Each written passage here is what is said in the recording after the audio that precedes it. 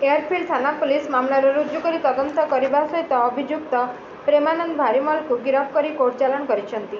सूचनायोग्य जे गत 20/2/2024 तारिख में किसी अभियुक्त मैंने पंचुआपल्ली रास्ता निकट में साधारण मारणास्त्र धरी निर्माण कार्य परिवहन में नियोजित होता भारीजान गुड़िकर बलपूर्वक दादाबटी आदाय कर विश्वस्त सूत्रु सूचना पाई।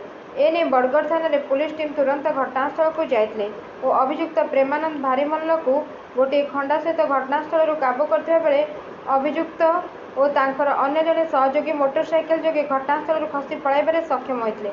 यह मामलार तदंत जारी रहिथिबा बेले आज बड़गड़ थाना पुलिस विशेष सूत्रु खबर पाई अभियुक्त को काबू करने सह तांको हेफाजत गोटे मोटरसाइकेल जबत कर थाना को आनिथिले। पचराउचरा बेले अभियुक्त निजर अपराध स्वीकार करथिले। अभियुक्तर पूर्व चरित आपराधिक जांच बेले तांको नाम पूर्व एयरफिल्ड थाना दुईटी अस्त्रशस्त्र जनित मामला रुजु होईछि।